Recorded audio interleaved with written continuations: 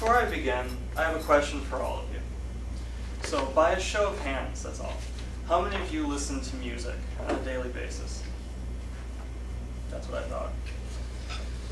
So that's going to really help this. So, we have a lot of freedoms in this country. We can choose what religion we believe in. We can protest something that we disagree upon. But above all, we have the freedom to speak our minds and the freedom to express our creativity. However, large, greedy conglomerates are now challenging our freedom of expression. And they're also abusing the law to do so. Being a writer and a musician, their actions jeopardize my future. See, the laws on copyrights are very vague. They have a lot of exceptions, and it's easy for them to be manipulated.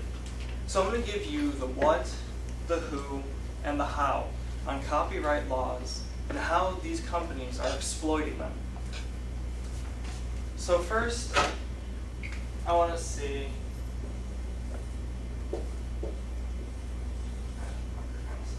Can everyone see those? Mm-hmm. Okay. Does anyone know what they stand for?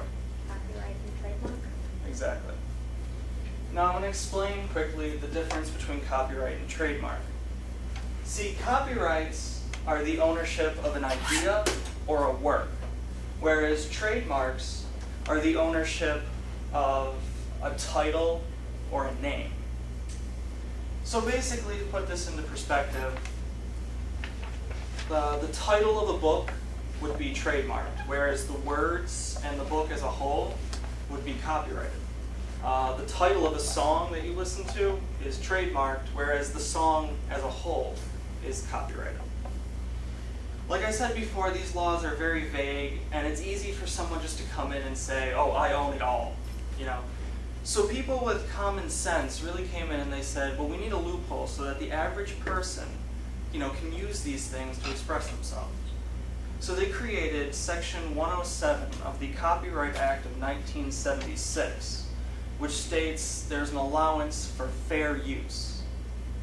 This is very important. Now, what is fair use? Fair use is defined as a person can use something copyrighted as long as it's for education, research, or parody.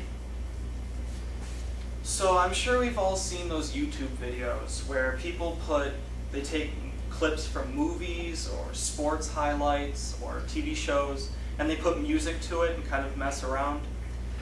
See, those are covered by fair use because they're a parody or kind of like a creative extension and they're only using parts of it.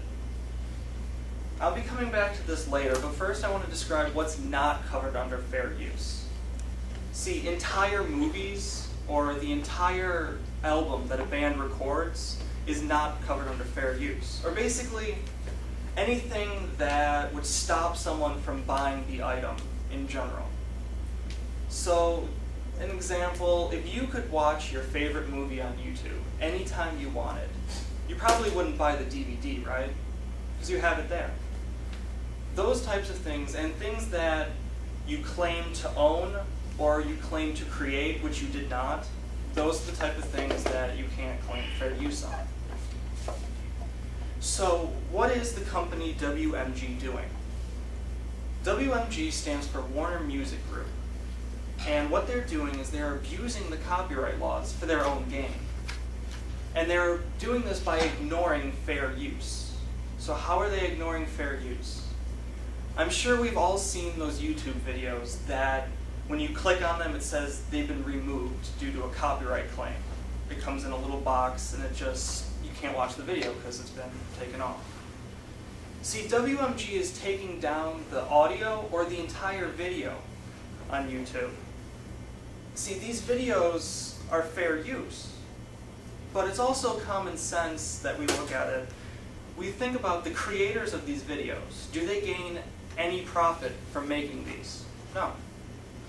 And when you have no profit, it usually is no problem because companies will ignore, these videos because it's not hurting anybody, the company isn't losing any money, it's just someone being creative. See, but WMG is being very petty. They're stripping our rights of fair use and taking away our creative abilities. But it's not just us that they're affecting. It's their own bands. See, record companies have been abusing bands for years. What happens is the record company makes the band sign a contract that says the record company owns the band's music, and they don't. So they don't even own their own songs. But the band just kind of goes along with it because they need the money, and there's no other way. But now, WMG is taking it to a whole nother level because they have these computer programs that scan YouTube and MySpace and actually automatically delete any songs or videos that have anything that they own in it. And this has a lot of bands and artists really enraged, because many well-known bands have had their songs and videos taken down even though they uploaded them personally. Just an example, Aerosmith or My Chemical Romance this summer had their entire YouTube channels deleted because they were uploading their own music. And they went on a press release and they were just angry. And another example is one of my favorite singers, Voltaire, uploaded one of his songs onto MySpace.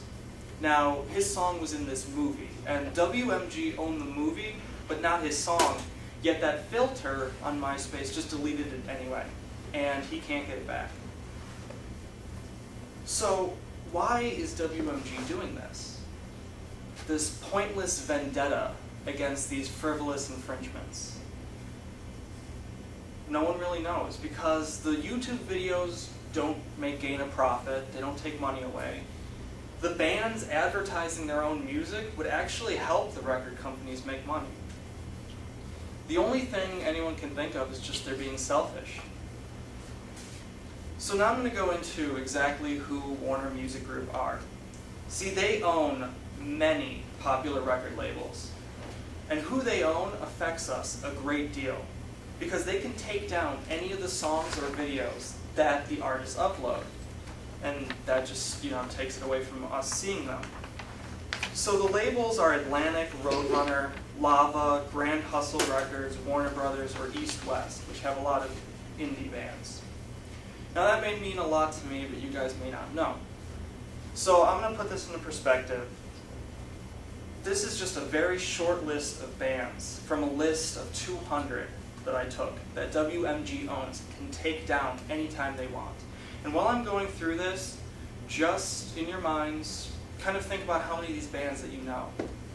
WMG can own and take down bands like AC/DC, Avenged Sevenfold, All American Rejects, Black Sabbath, Bullet for My Valentine, Cheap Trick, Counting Crows, Disturbed, P. Diddy, The Doors, The Eagles, Evanescence, Missy Elliott, Fall Out Boy, Green Day, Josh Groban, Faith Hill, ICP, Mike Jones, Linkin Park, Lifehouse, Matchbox 20, Sarah McLachlan, Metallica, Motley Crue, Muse, Megadeth, Notorious B.I.G., Katy Perry, Pantera, Slipknot, Sum 41, T.I., Twista, T-Pain, Trapped, and Trivium, just to name a few.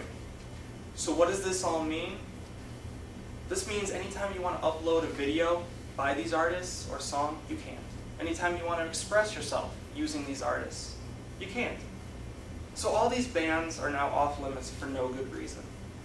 So basically WMG is being a selfish child who won't share. So for now, our rights and musicians' rights are being violated for no good reason.